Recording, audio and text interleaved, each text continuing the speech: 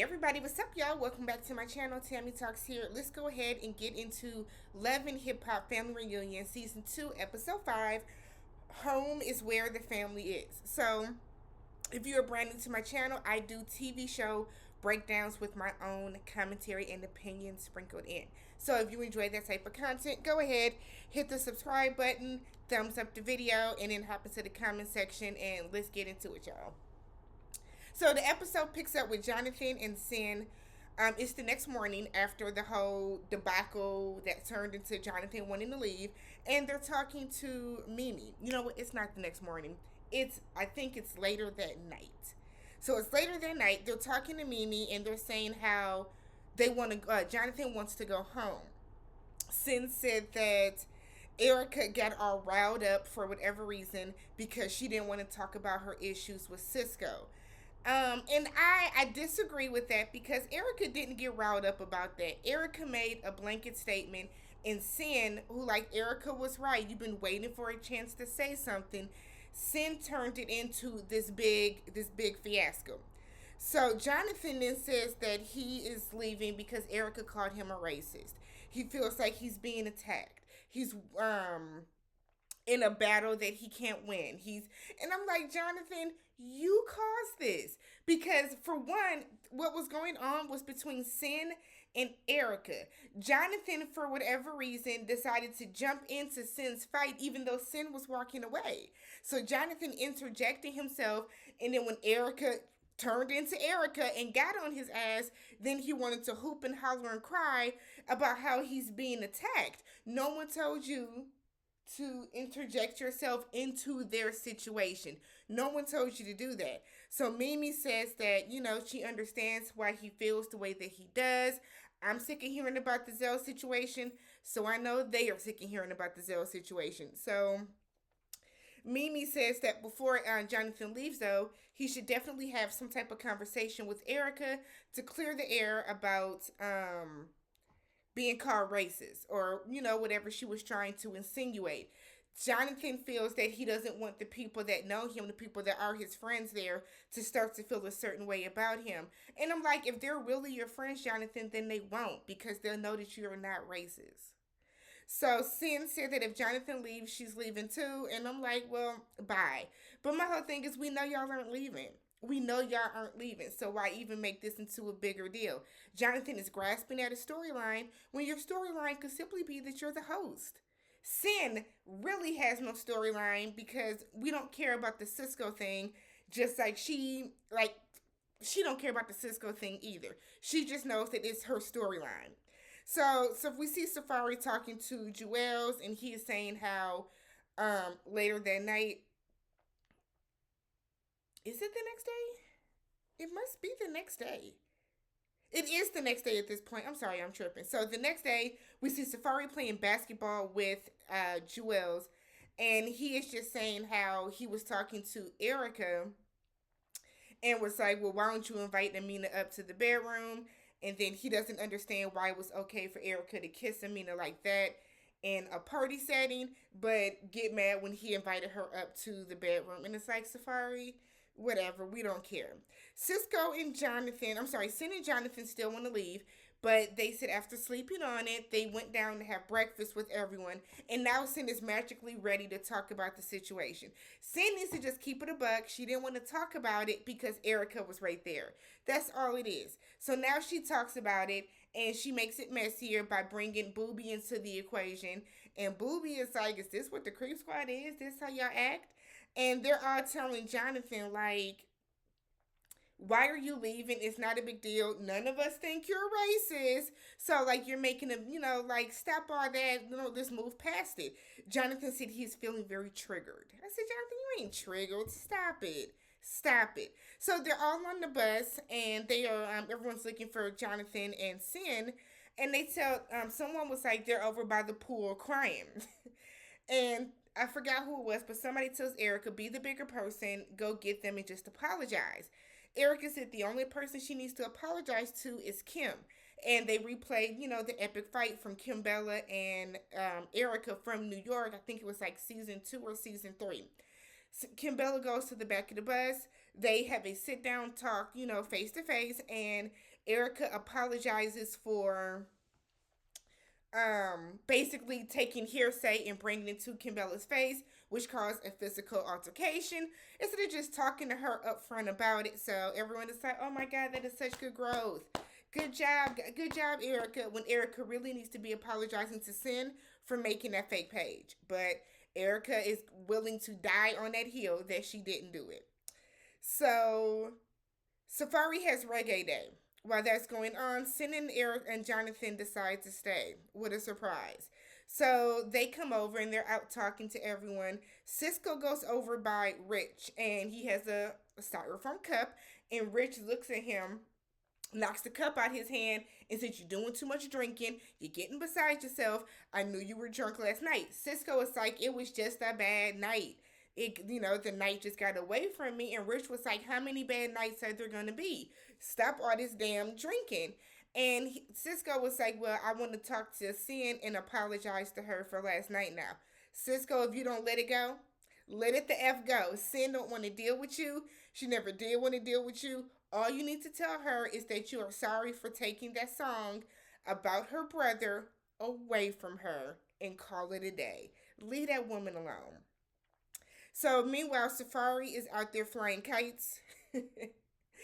Safaree is getting like these kites ready, and Shekinah tells them that Erica is getting on her nerves with all the drama.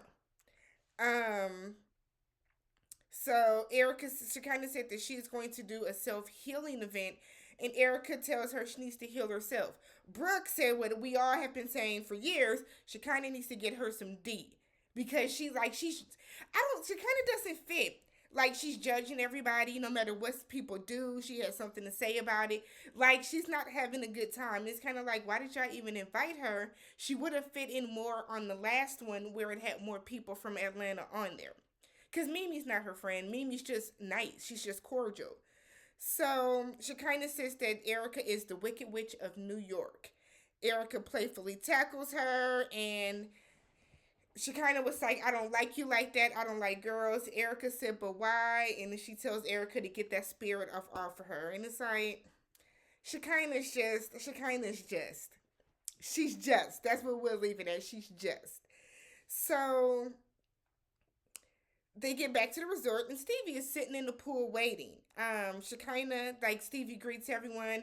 He talks about the issues he's had with Mimi. They have a little greeting. Then he goes and talks to Erica. And we know that him and Erica have had some back and forths. But they speak. He congratulates her on the baby. And, we're going to let bygones be bygones because Erica has enough beef going on right now. So they're hanging out in the pool, and Shekinah asked Stevie if he feels bad for what he did to Mimi. And he was like, I don't need your help with this. I got this. He apologizes to Erica for, their back and forth. He apologized to Mimi. Mimi is like, I've heard all these apologies before. I want to see actionable steps. He's like, Mimi's whole thing is he talks to Eva and tells her that he lives in a castle and, like, he's the king, and she doesn't want Eva to get swept up in fantasy and probably, like, the Hollywood lifestyle that Stevie, portrays to live constantly. She wants Eva to live as a normal person down in reality. So that's Mimi's kind of only problem. So we see Cyn and Jonathan when they come out. Bobby asks if Zell wants to talk to Jonathan. I'm like, why? Why would he be talking to him? Zell said no. He said he feels sorry for Jonathan, that Jonathan has had such a hard life. He said that Jonathan, anytime you tell a story, Jonathan tries to one-up you and tell a sadder story or an equally sad story. And he said he doesn't know if that's like a defense mechanism or if he just really has all these stories. But he said he is sick of the stories. And I said, okay, Zell. It's kind of somewhat true, but okay. So finally we get to Shekinah's bonfire. And she apologizes to Peter for calling him Freddy Krueger. She apologized to Safaree. She said she called him all types of names behind his back. But now, after talking to Erica, she said that Erica's the liar. But she apologizes and she hopes they can work out everything they have going on. And then she calls out Cisco and said that you were wrong. Cisco, you were wrong for taking that song and expecting something from it. or giving that song expecting something from it and then taking it back. Cisco said that's not what happened. Cyn says, well, what did happen? And Cisco doesn't want to talk about it. So Shekinah basically tells him, like, you're wrong for that. And you know you are. And she said, but she's going to forgive him for everything that she said about him. And it's kind of like, Shekinah, is this really for you to apologize and move past actual beef? Or just for you to have like a piece of an episode? Because this doesn't make sense. You're apologizing for the stuff you thought about people. Like, that's stupid. So Zell apologizes to Mimi. Apparently Mimi is who put Zell on. She was one of the first people to believe in him. So he used to style her. And then when he got to Hollywood and was styling some other people, he saw that Mimi was having beef with some of the ladies that he styled. So he went in on Mimi. And he said that, you know, she didn't deserve that. And she was one of the first people that put him on, got him out of living in his car. And, you know, now he's living a comfortable life and he's sorry. He teared up. Mimi apologized and, you know, they're cool.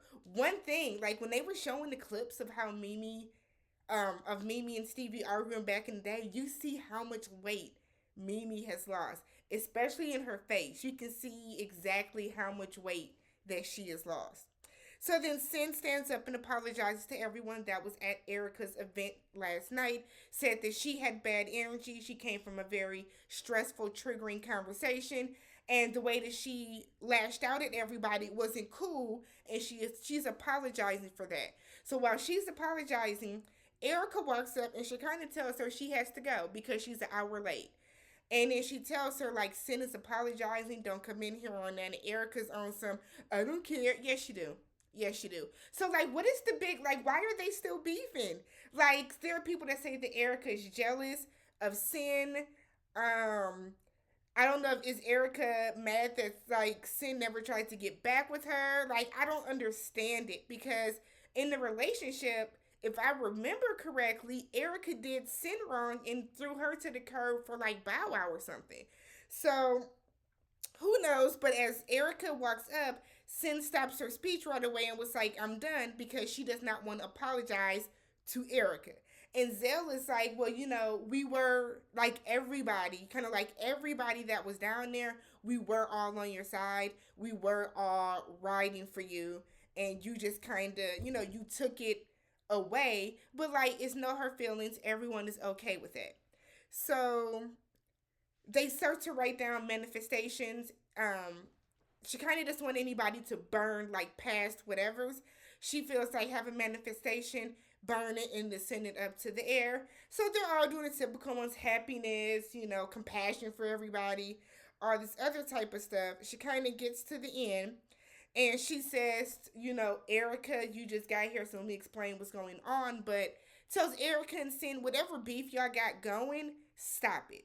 Because at this point, it's becoming too much. Because if Erica were to die or something happens to her, and vice versa for Cyn, the other would feel a certain way, and they don't want that to happen. And the entire time, you can see that Cyn would be somewhat receptive if Erica were to apologize as an adult. But Erica's sitting there with the sunglasses on, and in her confessional, she says that she will apologize for the things that she has actually done, but not the made-up blog stories. And it's like, Erica, we all know that you wrote that, you had that fake blog.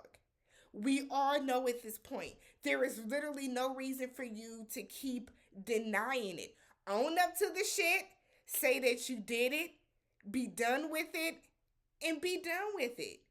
Like, I don't understand why Erica is so willing to die on this hill that blog, that fake page was fake. Be smarter next time. How do you forget that your burner page that you're using to talk cash shit about somebody and that you use that for your son's page? Come on now. And then that was basically the episode. So not a whole lot to the season, to this episode. Not a lot to the season in general. It's definitely not as... I don't think it's as entertaining as last season, only because this season has revolved around the same three beefs the entire time, whereas last season there were more arguments and more Like, just more action. But let me know how you guys felt about tonight's episode. Catch you guys in the next one.